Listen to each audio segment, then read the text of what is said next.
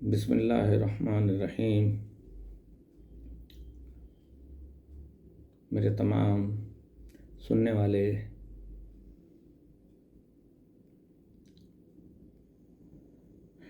میرے مہربان، میرے دوست، میرے احباب، میرے سینئرز، جن سے میں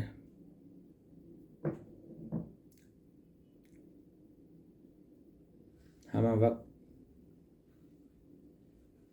سیکھتا ہی رہتا ہوں کہ طفل مکتب ہوں، اور انہی کے تجربات سے تھوڑا سا فائدہ اٹھا لیتا ہوں، ورنہ سب مجھ سے زیادہ جانتے ہیں۔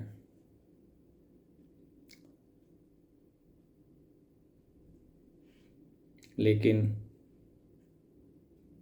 اس سے پہلے کہ میں ان کے بارے میں اور بیان کروں تو ہم دعا کر لیتے ہیں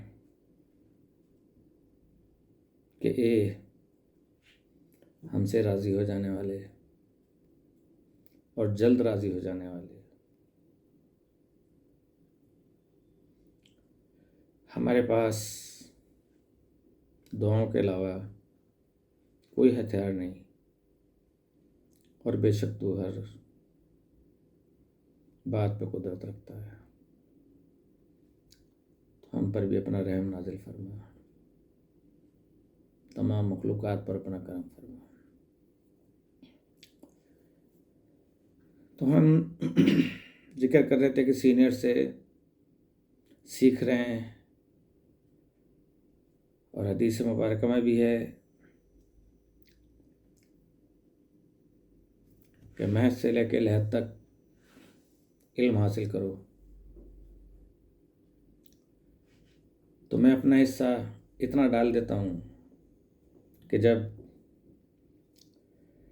منجنیق کے ذریعے حضرت ابراہیم علیہ السلام کو آگ میں ڈالا جا رہا تھا تو ایک چھوٹی سی چڑیا تھی، میں اور میرا دل تو اس سے بھی چھوٹا ہے، وہ بہت بہادر تھی۔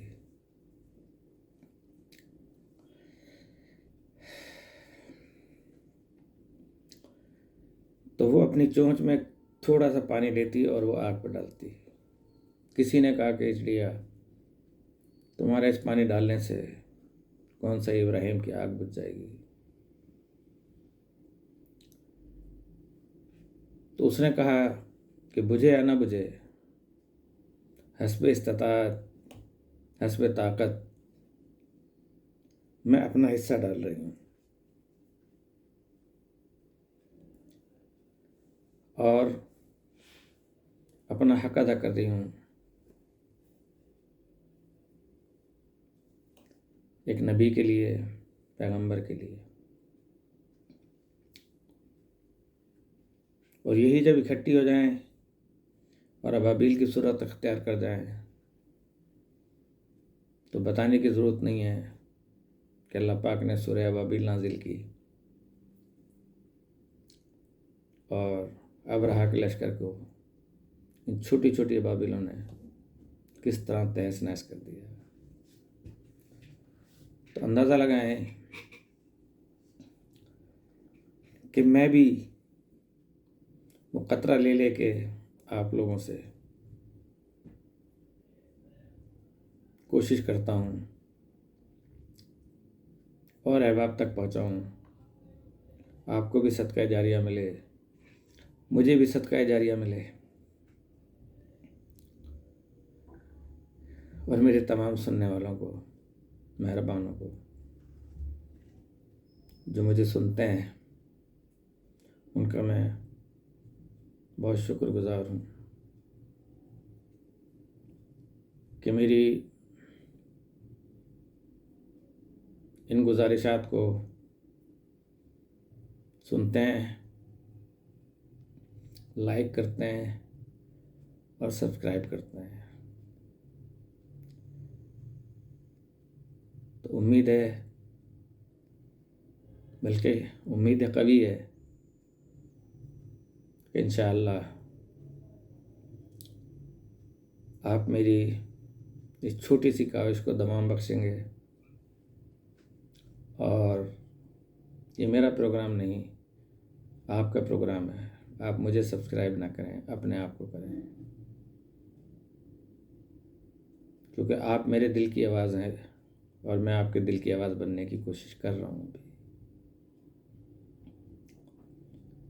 تو صورتحال یہ ہے کہ معاشرے میں ہم سب بھی اگر اس چڑیا کی طرح، ان ابابیلوں کی طرح اکٹھے ہو جائیں، بلا رنگ و نسل،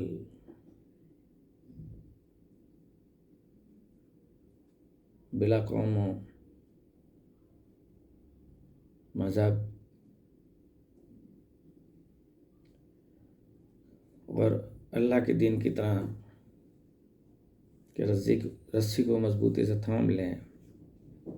رسی کیسے بنتی ہے؟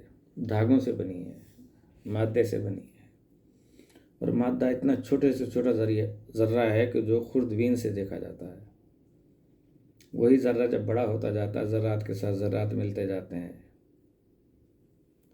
تو وہ مختلف اشکال میں آ جاتے ہیں. کچھ اینٹیں بن جاتی ہیں، کچھ پتھر بن جاتے ہیں، کچھ پہاڑ بن جاتے ہیں، ہم بن جاتے ہیں. ہم کیا تھے؟ خوردبینوں سے دیکھنے والے تھے. ڈاکٹر میں دیکھتے تھے کہ جب رحم مادر میں منتقل ہو. تو کبھی ہم اپنی پیدائش پہ بھی غور کریں، اور پھر ہم اپنی خود نمائی کریں تو کس صورت میں کریں؟ عاجزی کے ساتھ، رواداری کے ساتھ، محبت و یگانگت کے ساتھ، ہر ایک کے درد کو محسوس کرنے کے ساتھ ساتھ. تو ہم نے جھوٹ پہ بھی بات کی، حسد پہ بھی بات کی، ہرس پہ بھی بات کی،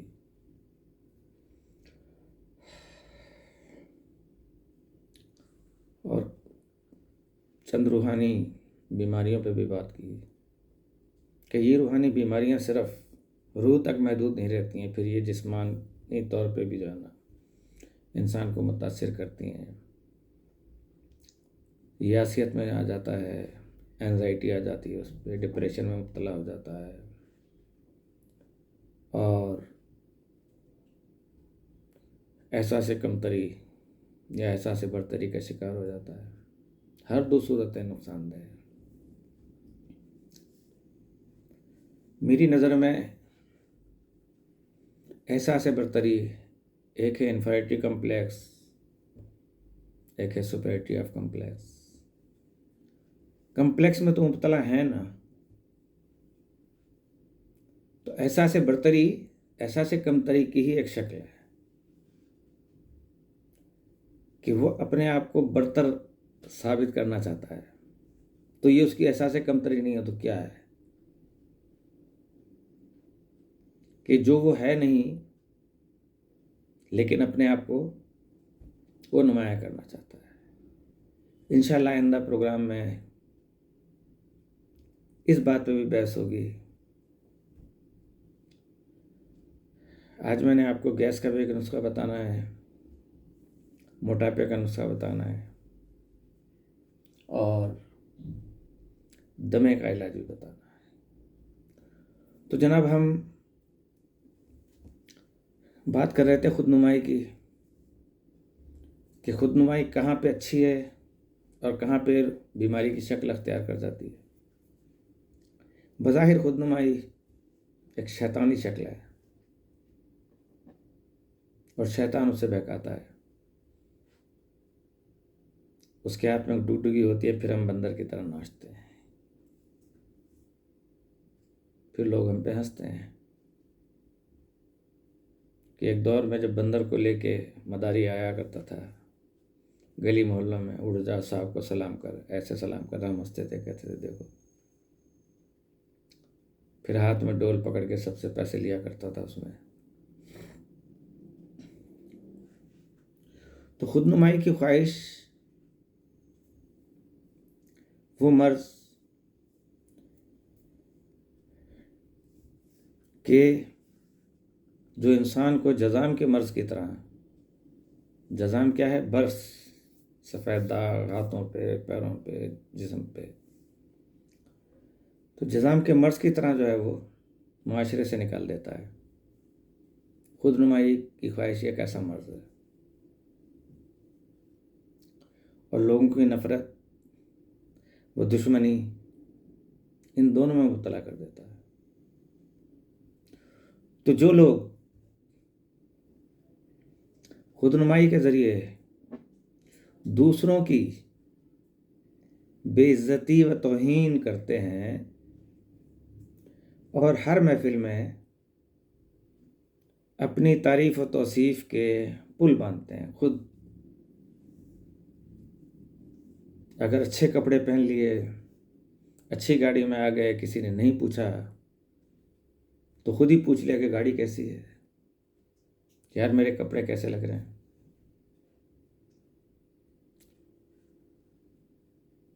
تو لوگ کہتے تھے ہاں اچھے لگ رہے ہیں، اس جملے سے وہ مطمئن نہیں ہوتا کہ جس طرح وہ چاہ رہا تھا کہ اس کی خود نمائی وہ اپنی پیش کر سکتا ہے، وہ نہ ہو سکی، اس لیے کہ لوگوں کی نفرت اور دشمنی جو ہے نا اس میں آ جاتی ہے۔ اور جو لوگ خود نمائی کے ذریعے دوسروں کی بے عزتی کرتے ہیں اور اپنی تعریف کے پل باندھتے ہیں تو انہیں لوگوں سے بغض و کینہ کے علاوہ کچھ بھی نہیں ملتا۔ اس مرض کے عوارض میں یہی کافی ہے کہ یہ مرض انسانوں کو لوگوں میں تن و تنہا اور بے یار و مددگار چھوڑ دیتا ہے۔ لوگ اس لیے اس سے دور ہٹتے ہیں کہ یہ تو ہر وقت اپنی تعریف میں لگا رہتا ہے، تو وہ سن سن کے تھک جاتا ہے۔ امام صادق علیہ السلام نے اپنی تعلیمات عالیہ کے ذریعے سے اس روحانی بیماری کا اس طرح علاج بتایا کہ مومن وہ ہے کہ جو لوگوں کے ساتھ تواضع کرتے ہیں، خاطر مدارات کرتے ہیں، نہ یہ کہ اپنے آپ کو لوگوں میں نمایاں کریں۔ کوئی مہمان آپ کے پاس آیا ہے، مہمان اللہ کی رحمت ہے، آپ کی مصیبتیں لے کے جائے گا، آپ کے گھر میں رحمتیں دے کر جائے گا، اس کو آپ احساس دلانے کے لیے اپنی خود نمائی کا اظہار کریں، تو اگر وہ آپ سے تھوڑا سا غریب ہے تو کیا دوبارہ آپ کے گھر آئے گا؟ آپ نے تو اس کی تواضع نہیں کی، صرف اپنی جاہ و حشم کا مظاہرہ کیا۔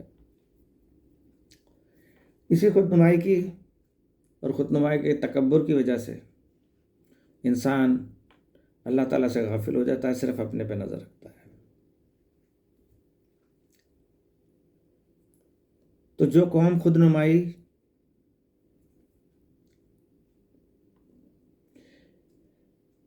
کی خاطر لوگوں سے بحث و لڑائی کے لیے آمادہ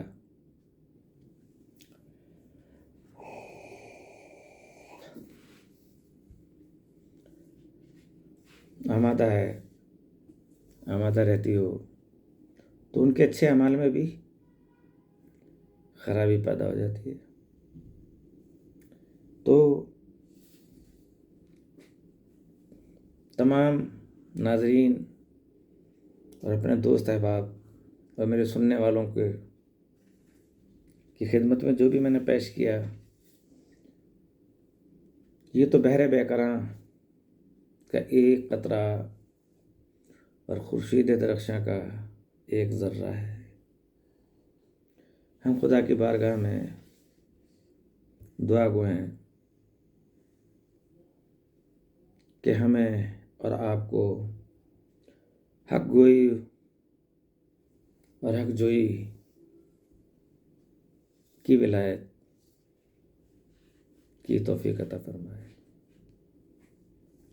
تو خود نمائی ایک ایسا زہر ہے،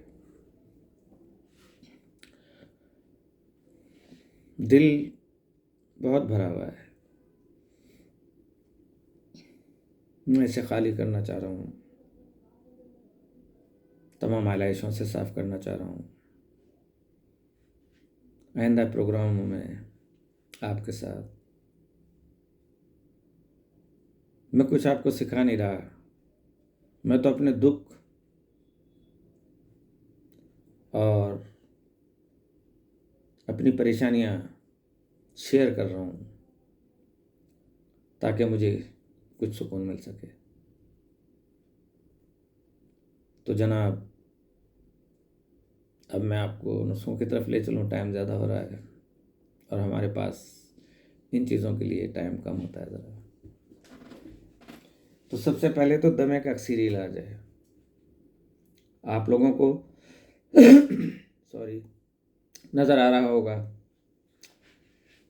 اس سے پہلے ہمارے ایک دوست نے کہا کہ آپ کوئی اچھا سا مائک لے لیں، آواز کم آتی ہے، اور آواز کو بہتر بنائیں یا زور سے بولیں۔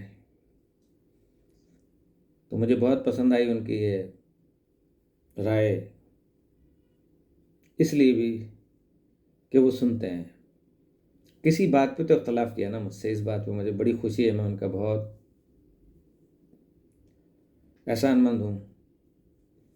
تو جناب، یہ ہے پیپل کے پھل کو، پیپل میں ایک پھل آتا ہے، اسے جو ہے نا خشک کر لیں، اور اسے خشک کر کے اس کا سفوح بنا لیں۔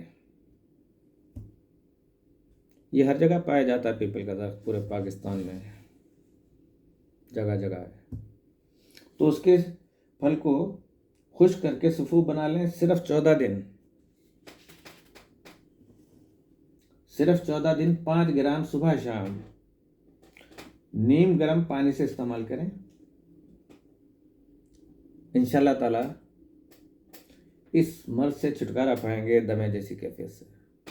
اور اس کے لیے ہماری حوصلہ افزائی کے لیے کمنٹس میں اپنی رائے ضرور دیجیے گا، اور صدقہ جاریہ کے لیے اسے شیئر بھی کیجیے گا۔ نمبر 2 جلدی سے بتا دوں، اس کے لیے میں اس پہ نہیں لکھ پایا، جگہ کم ہے، لیکن میں ارینج کر لوں ذرا پوری چیزیں، کہ آپ لوگوں نے مجھے حوصلہ دیا تو اب دل میں ایک امنگ پیدا ہوئی۔ دوسرا ہے گیس اور ہاضمے کی شکایت۔ اگر کسی بھی بہن یا بھائی کو گیس اور ہاضمے کی شکایت ہو، اب پھرتا ہو گیس، اور گیس جو ہے نا اٹکا رہتا ہو، گیس بڑی خطرناک قسم کی چیز ہے کہ جو ایسے اٹھتی ہے اور دماغ تک جاتی ہے، دل تک بھی آ کے رک جاتی ہے، دل میں درد ہونے لگتا ہے۔ تو لوگ دل سے، تو آپ کو پتہ ہے کہ دل کے تو بڑے نازک ہوتے ہیں نا، جو کسی کو دے دیتے ہیں ان کے پاس تو دل ہی نہیں ہوتا نا، تو انہیں کوئی اس کی پرواہ بھی نہیں ہوتی، لیکن وہ کسی اور کا دل، اپنے دل وہاں بسا لیتے ہیں اس جگہ پر، تو اثر انداز ہو سکتا ہے وہ۔ تو وہ گیس خطرناک چیز ہے، جب تک کہ اس کا نکال نہ ہو۔ تو اجوائن کو پیس کر اس میں آدھا مقدار کالا نمک مکس کر دیں۔ مطلب کہ اگر آپ 20 گرام اجوائن لے رہے ہیں تو 10 گرام کالا نمک وہ پیس کے اس میں مکس کر لیں، اور کھانا کھانے کے بعد آدھا چائے کا چمچہ نیم گرم پانی سے کھا لیں اس سفوف کو۔ انشاءاللہ تعالی ہاضمہ زبردست رہے گا، اور کبھی گیس کی شکایت نہیں رہے گی انشاءاللہ تعالی۔ اب ایک اور جلدی سے لکھ لیں، میں بہت آہستہ بول رہا ہوں، تھوڑا سا ٹائم اگر بڑھ جائے تو معاف کر دیجیے گا مجھے۔ موٹاپا ختم کرنے کا چورن، جس کے عام طور پہ بہت سارے لوگ شکایت کرتے ہیں۔ ہم نے تو موٹا ہونے کے لیے اب سفوف بنا رہا ہوں میں، اور جو ہمارے بہت ہی دبلے پتلے منحنی سے بچے ہیں، جوان ہیں، ان کی خواہش ہوتی ہے کہ موٹے ہوں، بچیاں ہیں، تو اس کے لیے بھی انشاءاللہ علاج پیش کریں گے۔ تو جناب مرچ سیاہ لے لیں 60 گرام، زیرہ سیاہ لے لیں 60 گرام، سونٹھ دیسی وہ لے لیں 30 گرام، کالا نمک لے لیں 60 گرام، اجوائن لے لیں 30 گرام۔ جلدی سے بتا دیتا ہوں، مرچ سیاہ 60 گرام، زیرہ سیاہ 60 گرام، سونٹھ دیسی 30 گرام، کالا نمک 60 گرام، اجوائن 30 گرام۔ کسی اچھے پنسار سے لے کے ان اجزاء کا سفوف بنا لیں، پیس لیں ان کو، اور جب کھانا کھائیں تو سالن میں تھوڑی سی چٹکی چھڑک دیں، انشاءاللہ تعالیٰ شفا ملے گی، اور مجھے دعا دے دیجیے گا۔ تو اجازت چاہتا ہوں اس دعا کے ساتھ کہ اللہ پاک ہم سب کی جان و مال و عزت و ایمان کی حفاظت فرمائے، ہمارے بچوں کو نیک اور صالح بنائے، اور ہمیں بھی صراط مستقیم پہ چلنے کی توفیق عطا فرمائے۔ بھٹکے میں ہیں، صراط مستقیم پہ نہیں ہیں۔ اگر صراط مستقیم پہ ہوتے تو آج یہ اتنی پریشانیاں نہیں ہیں کہ ہم ٹی وی کھولیں تب ہمارے لیے پریشانیاں ہیں، یوٹیوب کھولیں تب ہمارے لیے پریشانیاں ہیں، جدھر دیکھیں اخبارات پڑھیں وہاں پریشانیاں ہیں، لوگوں سے سنیں وہاں پریشانیاں ہیں، بندہ پاگل ہو کر رہ گیا ہے، دیوانہ ہو کے رہ گیا ہے۔ یہی وجہ ہے کہ پھر وہ غیر اخلاقی حرکات میں جو ہے نا مبتلا ہو جاتا ہے، اور پھر جو نسل ہم نے بنائی، تو اللہ پاک ان کو راہ ہدایت عطا فرمائے، ہماری بہنوں کو، ماؤں کو پردے کی توفیق عطا فرمائے۔ یہ ایسے چھوٹے چھوٹے گناہ ہیں کہ جو کلام پاک میں اللہ تعالیٰ نے بیان کیے ہیں، بظاہر وہ ہمیں چھوٹے نظر آتے ہیں لیکن اس کا اثر بہت بڑا ہے۔ تو اسی دعا کے ساتھ آپ سے اجازت چاہتا ہوں۔ السلام علیکم ورحمۃ اللہ وبرکاتہ۔